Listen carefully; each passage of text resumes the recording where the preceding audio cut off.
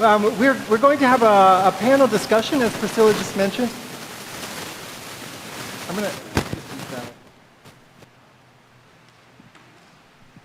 to... and the panel, I think, will just pass this back and forth. One thing we've forgotten to mention is there's ice water here. If anyone here in the sanctuary is warm and we want you to stay hydrated, feel free to come over at any point. There's some glasses here and some water there. So keep yourself comfortable and cool. We will be hearing from a panel that has grown to a fifth member since we put the bulletin together. So Terry Roberts, Rachel Walton, Julia Cease is going to take part of it. Emery Carter, I saw Emery, and Care will be part of that online. This is going to be a group of folks talking to us out of their experiences of living in the intersection of queerness and Christianity. So we're grateful for your willingness to come share your experiences with us today. We start with a first reading that is a video. It's a poet talking about, well, I'll let her say what it is, and then we'll hear our scripture reading for this morning.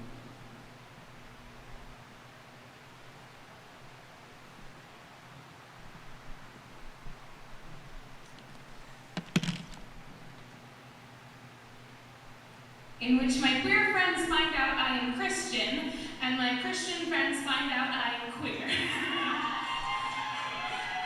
Hey.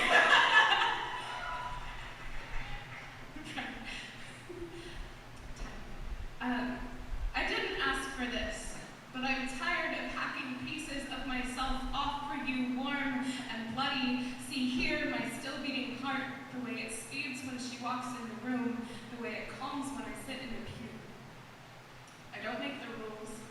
Only know I love who I love, a woman and a God, and telling either of you makes me Solomon's baby, torn between two hands that do not want all of me, cutting myself in half to be what you want. I read poetry at an event because I'm queer. The perimeter was picketed by people who would call themselves my brothers and sisters if they did not know all of me. A line of righteous indignation I had to walk through to say my name out loud, as if I am not crossing my own picket line every Saturday night spent dancing with girls and every Sunday morning spent on kneelers. Here, I call myself Christian like an apology. I know the fear that word causes, how many screams have been muffled between the pages of a Bible, how the history of Christianity is bound in human skin, what it means when I call them my family, part of my body, the other place I've made a home. I'm not here to convert you. I cannot tell you your salvation lies anywhere that does not want all of you, and Christians have told us for so long they do not want us. I'm no crusader. I don't come to you with swords or wrath or gospel or truth. All I have is open hands, this bridge for a spine, and the conviction that there is no such thing as us and them, when both can be found in me, the prodigal daughter.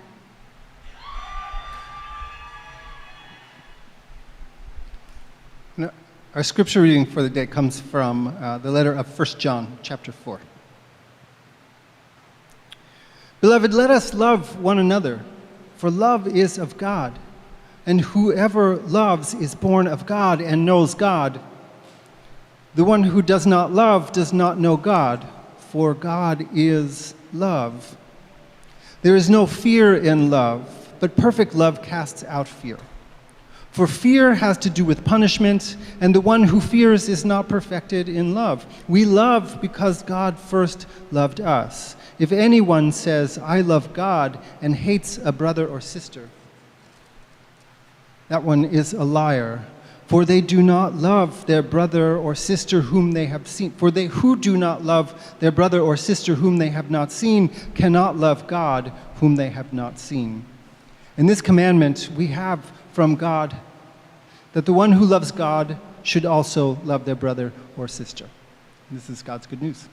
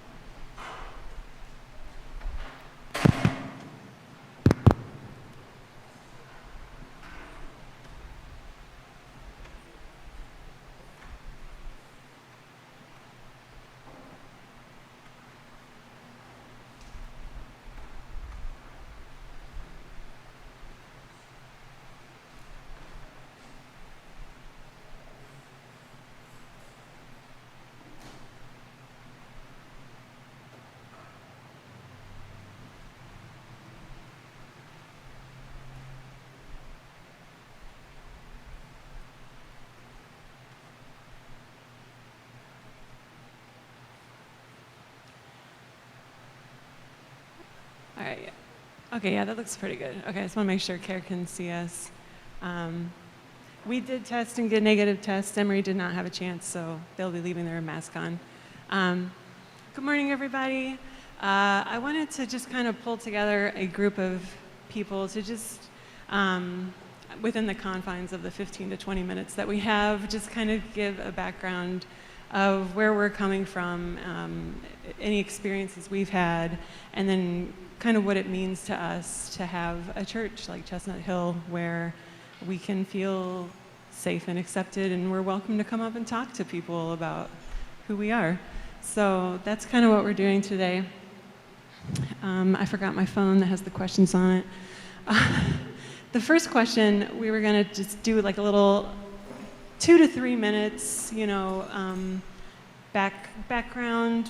If you could give your name for anyone that doesn't know your name, give your pronouns, and then maybe just spend a couple minutes talking about the religious upbringing that you might have had or not have had, and then when you realized that you fell under the LGBTQ umbrella. So I'm going to give this to Rachel while I get my phone. Hello, I'm Rachel. Pronouns are she and they. It's such a big question. I grew up in the evangelical church, and I think my biggest experience of what that was like was, in terms of LGBTQ, was an absence of it. We weren't talked about. We didn't exist for the most part. I think I remember a couple times, like, there were news pieces that came across, but there was no mention of the fact that thousands of people were dying of AIDS or what that meant, and you know, the impact on people. So it was just this background thing, and the church didn't address it. I think it was best, like the thinking was just don't talk about it, and then maybe we won't have this problem. So it wasn't until much later in my life that I realized, oh, I have these other feelings, and I didn't have the right things to call it, so it was really hard to talk with anybody about what that meant. So it was kind of this big question mark for a really long time. Hello, I'm Emery, they, them. I grew up in specifically a Presbyterian church that did not allow women to preach. So, yeah, but sort of the same thing. It was like very rarely brought up. A few times, like, sexuality was brought up and like sort of like it's a sin, blah blah blah.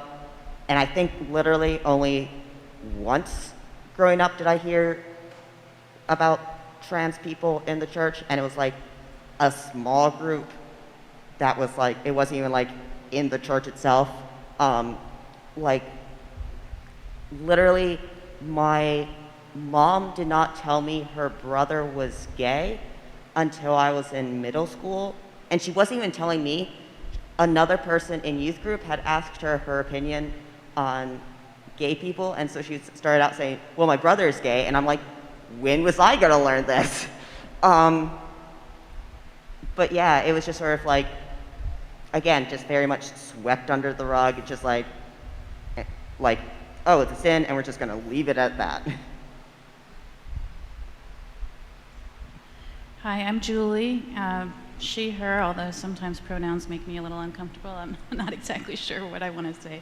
But I grew up in a very fundamentalist Christian, almost like cultish background. My parents were missionaries in Africa, and I lived there till I was 17.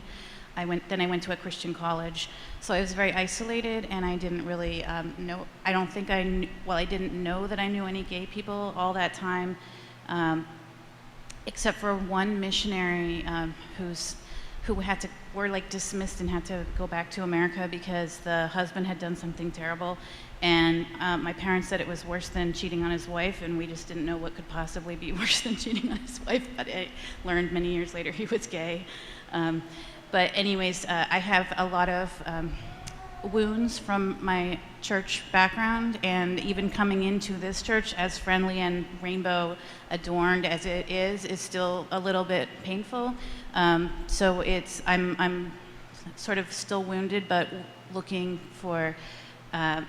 to not let hateful people be the sole inheritors of God and religion. So I want to be part of that conversation with my family, and you see my two beautiful children here. We're really happy to have this experience for them. And Kara, you want to go? Hi, can you hear me okay? I'm Kara Messner. I use he, him pronouns. I'm a queer trans man. I grew up, I don't like this word, but as a shorthand, I grew up unchurched. We attended a United Church of Canada very briefly, and then we sort of stopped. And then I church hopped a bit as a young adult. And if I landed anywhere, it was with the Quakers, but I wasn't really deeply involved. And then it was really coming out. I came out twice as a genderqueer lesbian, and then as a trans man, and much later. When I came out as lesbian, that actually led me to church, to a Metropolitan Community Church in New York, which was very queer. And that was part of my coming out process. So for me, my sexuality and my Christianity have always been very intertwined. But I will say that even having grown up unchurched, I think that's a really problematic word. I'm not sure why I keep naming it here. I somehow picked up through osmosis that all the stuff, like I thought I was going to hell when I came out. So even though I didn't go to church and didn't explicitly hear those messages, I had absorbed them from somewhere. So just resonance with what other folks are sharing. So the next question, Kara kind of touched on. So when did you come out, and what messages did you get, if any, if you want to talk about that? What was the reaction to from the people in your lives, family, or people in your church, if you were in one? Anything you want to say about that?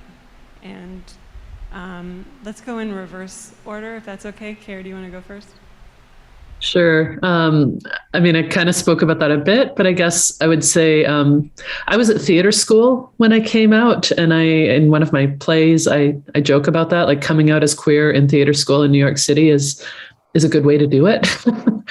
So that was a good space to do that, and the church I was attending at that time, and where I eventually trained to become a minister, was also a really important part of that. So I was lucky in that sense.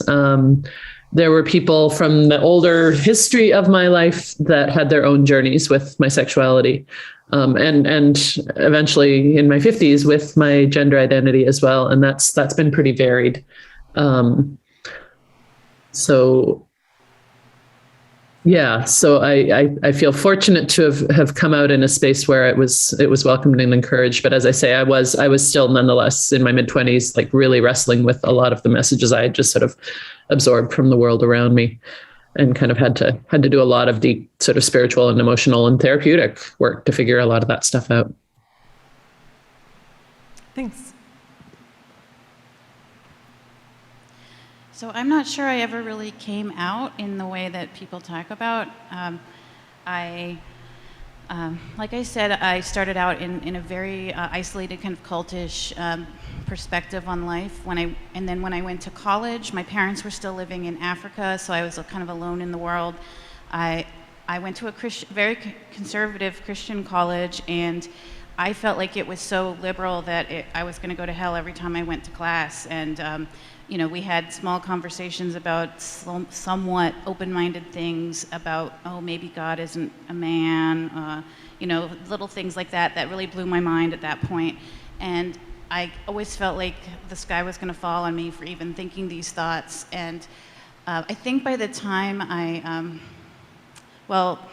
I got married to a man right out of college, and you know, a couple of years passed, and it wasn't until law school when I actually met a lesbian and had never felt that kind of like chemistry between people, and I realized all of a sudden what like romance was about, where I had just thought it was kind of boring beforehand. So that was like my personal experience. But as far as coming out, I think I had gone through so many micro steps to get away from the like really restrictive thinking that by the time I got to that point, I was just like, all right, I'm going to hell anyway. It doesn't really matter. Just add this to the list. And my parents were still in Africa at that point, and were fairly. I hadn't communicated with them for years because every time I did, it was a really unfortunate situation. So I didn't tell them, and they didn't find out till years later. And my dad was actually dying of cancer, and my mom guessed that the friend that I had brought home for Christmas for 3 years was like maybe more than a friend. And and she said, well, don't tell your dad, I'd rather he just die peacefully. So that was that. But anyways, my dad did, when he died, right before he died, he said he was really proud of me, and he never mentioned specifically you know, that, but he just said, I'm really proud of you, and there's nothing I'm disappointed in. So I think he kind of knew anyways.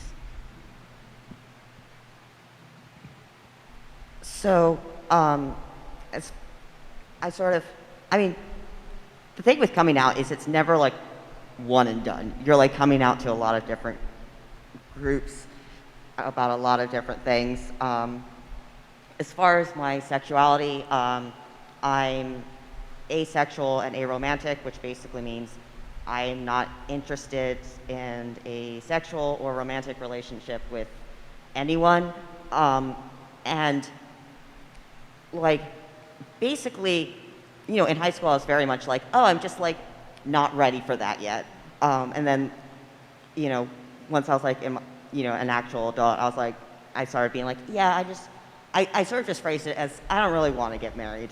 And, you know, it was really interesting because like my mom was, you know, if your kids just never brought anyone home for like 20 years, you're sort of like, yeah, this is expected. But, you know, it's sort of like with purity culture, being aro-ace is like really easy as a kid because it's like really easy not to have sex before marriage if you just don't want to have sex.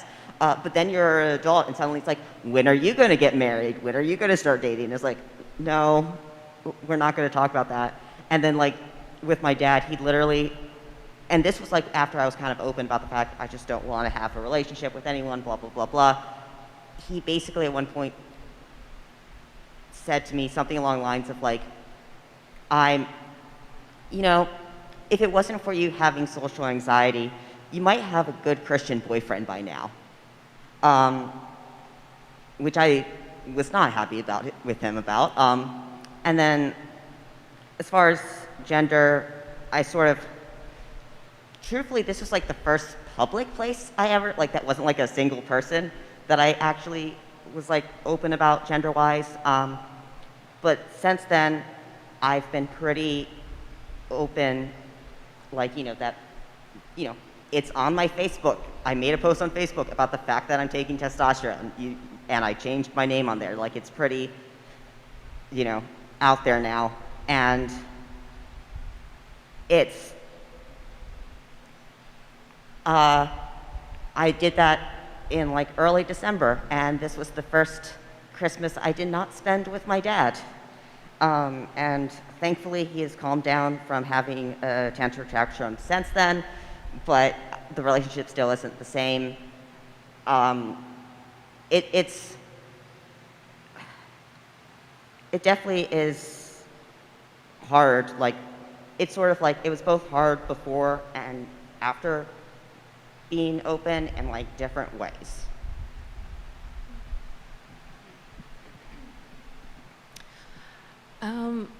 So when I was growing up, I think some people suspected I was queer because I never really showed a lot of interest in boys. Well, I really enjoyed hanging out with boys and doing boy things, but not in the romantic sense. But I was just me. It didn't click that this was anything specific. I only learned like 5 years ago that labels and pieces in my head started falling into place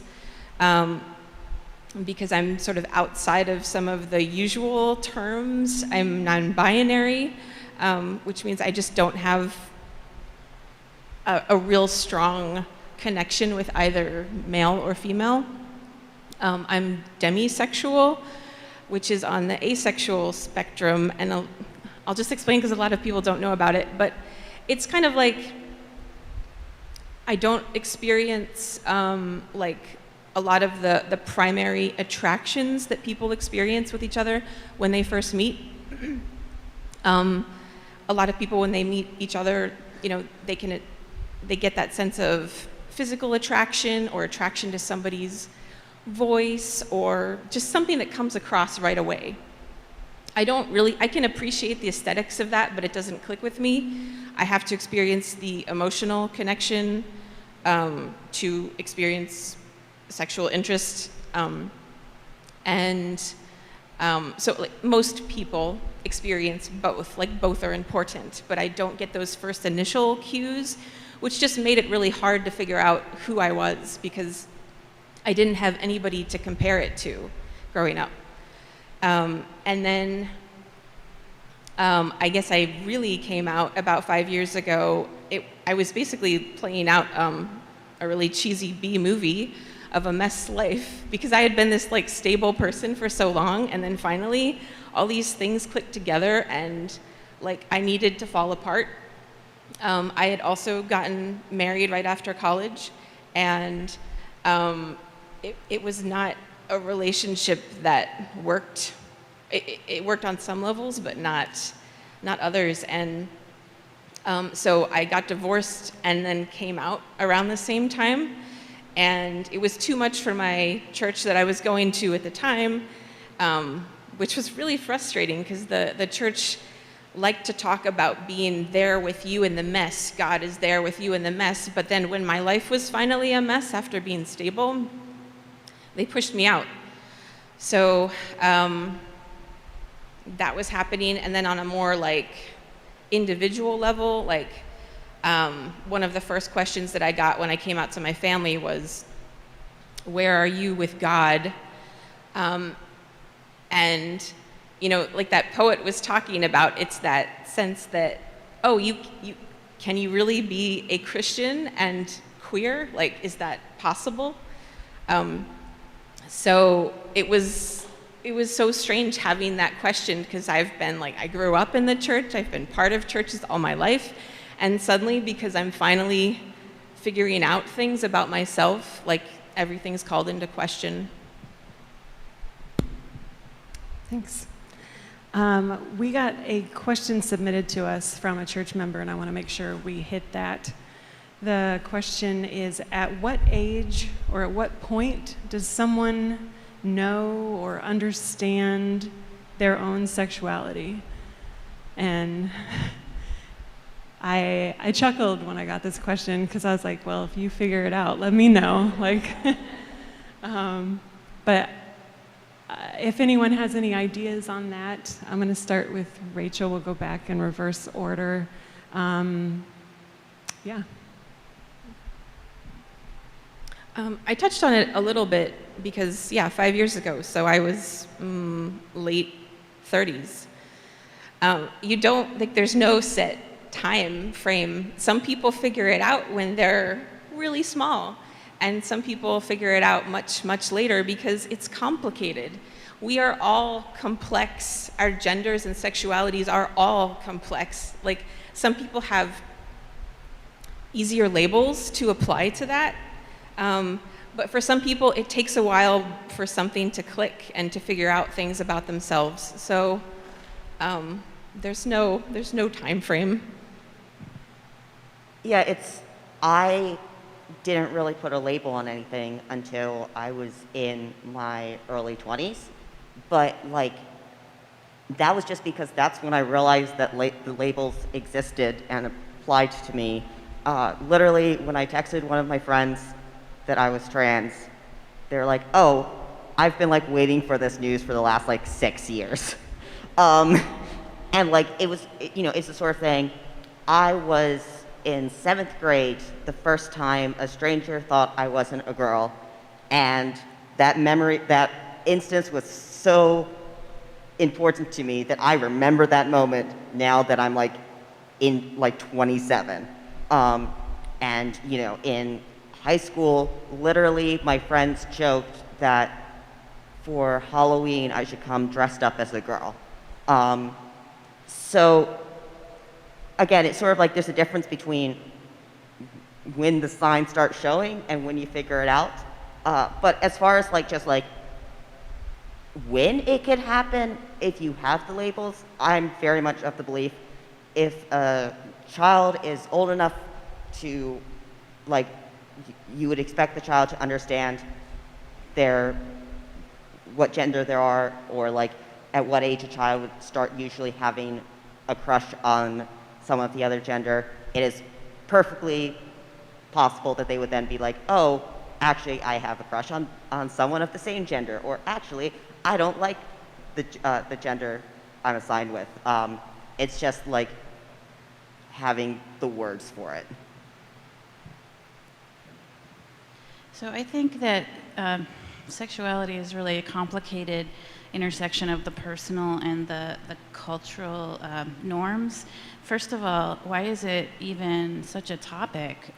In many cultures, sex is utilitarian or private, and we don't have to know each other's sexuality. It's just a little odd that it's such a big topic here in America. Western culture is really expected to be these primarily sexual beings.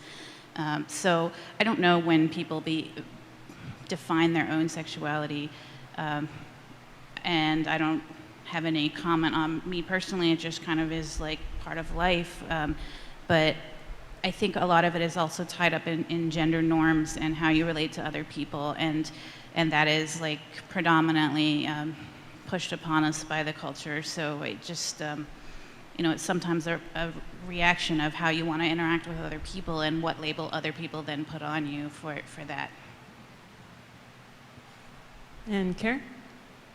Yeah, I'm appreciating what everyone has said, and I don't want to sort of repeat, but I guess I'll just maybe state the obvious here and say that when we're talking about sexuality and gender, we're talking about two different things, and they intersect. And we often talk about LGBTQ, and so we kind of lump them together, but they are two different things. And I guess also just to name that, especially with what's going on right now in our country around life-saving healthcare for trans youth, just to say that research, I don't want to get all teachery here, but this is like my work, like research shows that some trans children begin to understand their identity as early as 5 or 6 years old. And so this idea that children can't know, I'm kind of connecting a little bit with what Emery said. I think this idea that children are too young to understand or too young to know just isn't borne out in what's actually happening and what the research shows. So yeah, and that feels like that's very recently not very recently, but it's more recently gotten even more politicized, and trans youth are now sort of another political football. So it just feels important to sort of name that piece as well. For me, I didn't figure it out I didn't figure my sexuality out till my mid-20s. I didn't figure out my gender identity. Well, that was a kind of a 30-year process. But I think, was it Emery? Somebody talked about sort of the signs. Maybe it was Rachel. You know, I look back now and I can see all kinds of signs through childhood. I just didn't know what they meant. I had no frame of reference. Yeah, I think that's a great call out, because it's a constantly evolving thing, like, because people are always changing, but then also trying to understand how you're feeling compared to like the things you've been told. It's like, well, like I had to get past this whole, well, I'm a Christian, so I can't be queer. And it's like, okay, well, let's get rid of that. If that's not true, then what actually am I? And then you can start to do that work. and yeah, and kind of see things for what they actually are. So I think it's a constant process. I'm with Rachel right now, so I'm assuming, you know, I'm into women, but I don't know. It's okay not to have all the answers. And then I know we're short on time, but there's one last topic I think it's important that we address, and that's on allies and how, oh, it just closed. But basically how, what it means to be in a church like this, and how people in the church can be better allies, and what that means. And Care, do you want to start us off with that? Sure. And just for those of you who aren't seeing the chat, I'm just going to share that, if it's okay, Ovid popped something in the chat saying the support group Ovid facilitates for trans children at the CHOP Gender Clinic starts at age 4. So that kind of underscores what we were just talking about. Allyship. I had this, and this probably isn't an epiphany for some of you, but I had this epiphany a few years ago when one of my queer colleague activist friends in British Columbia said that allyship is not something we can claim for ourselves. Like, we don't get to decide if we are the ally of a particular group of people. It's something that is given to us. So I don't get to decide if I'm a good ally to BIPOC folks. They get to decide if I'm worthy of that title. And that was a real shift for me.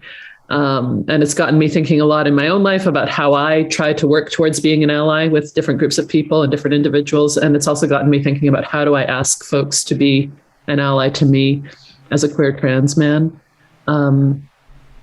I think I love conversations like these ones where folks are being brave and sharing their stories. And I also feel like part of allyship is inviting each of us to do our own learning and our own educating, and not to simply expect the trans or LGBTQ folks in our lives to educate us. We have the internet now. We have such amazing resources. So doing our own self-educating as well. Around the trans piece specifically, getting beyond just trying to get name and pronouns right. And when we make mistakes, actively practicing so that we don't keep making the same mistake. And I'll be honest and say that's, you know, especially when I was attending Chestnut Hill in person, that was something I struggled with sometimes, and probably still would if I was there in person, that folks would misgender me more than once. And that's the painful thing when that happens. So just, I guess, inviting folks to really kind of do their own work. And for me, it's about calling people in with love into that work, myself included. So for me, starting with the poet we heard earlier on in the service and echoing through all of our comments, you hear that we have left things behind, or we've been forced to choose identities and choose friends and groups of people because we've been excluded from certain groups, and a couple of us have mentioned family as well. So I just want you guys to know you're the group that we came to when we were excluded from other groups or our families. And when we talk about needing family and needing support, sometimes you are the only thing or the only group. And it's just, I think, be aware that your queer friends have lost a lot and have maybe not that kind of support. So it's hard these days to build a chosen family. So just be aware that we may have less grandmother visits or whatever else there may be. I think for me, and this is both like saying, like, both something to work on and something I've noticed is like learning, sort of unlearning to assume, like, you're not always going to know, you know, sort of one of the reasons why it took me so long to understand everything is it was sort of like, oh, I'm not, because I wasn't dating someone of my own gender, then I must be straight, which was not the case. I just didn't want to date anyone. but like, you know, it's the sort of thing, one of the things I liked when I was thinking about it that I like about this church is I'm pretty sure this is the first time I've mentioned what my sexuality is publicly, because it's sort of like, you know, you don't need to sort of just be like, hi, here's everything about me. But I don't feel like anyone here, I've ever been asked by anyone at the church about like, oh, are you dating any, like, who are you, like, are you dating? When are you getting married? Like, that's like never been asked. And when that was, you know, at this, well, if I was still at my own church, that would probably be asked way too often, even if I was like, no, I'm not. So like, and I guess also sort of like a extra bonus is like, sort of like exploring one's sexuality and gender should not just be for queer folks. Like, you can like explore and sort of play, like mess around with like gender expression, stuff like that, even if, you know, it's sort of like worst case scenario, you're just more assured that you are the gender that you are or the sexuality that you are, but you still learn stuff in the process.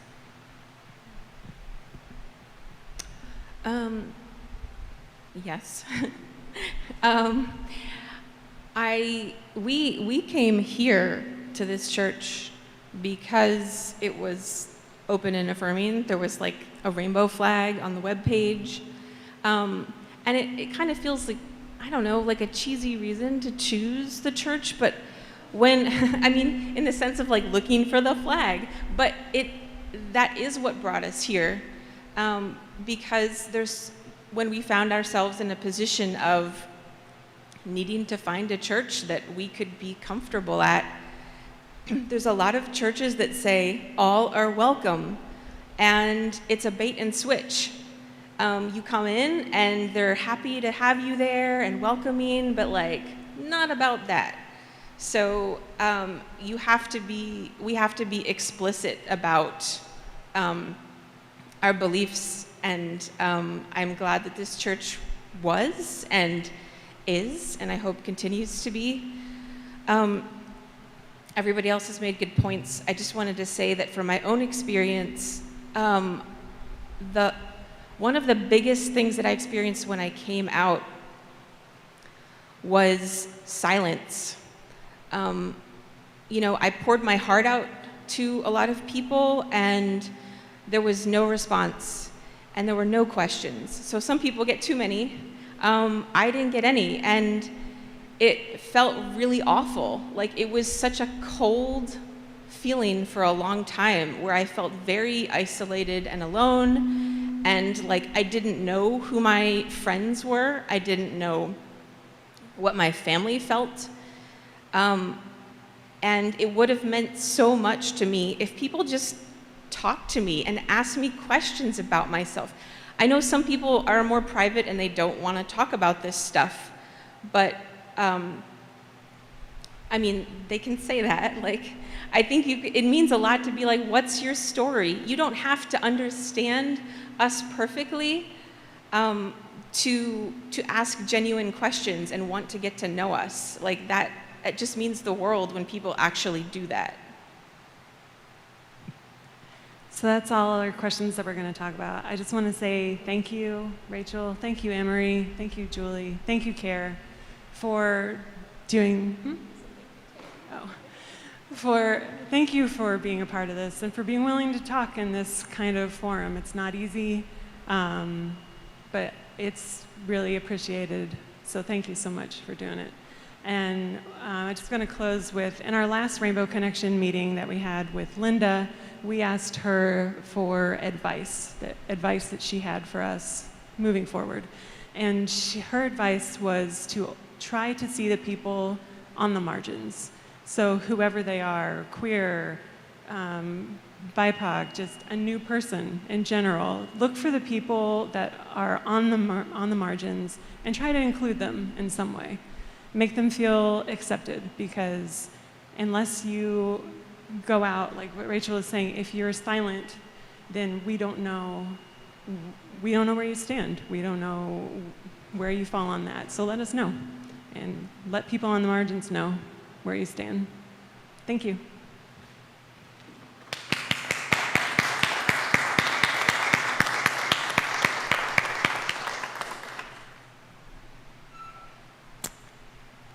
That was surely the good news of God, and I feel that you all were able to both go deep, and I know that we only scratched the surface, and so I'm so glad to be in community with you so that we can continue our connections.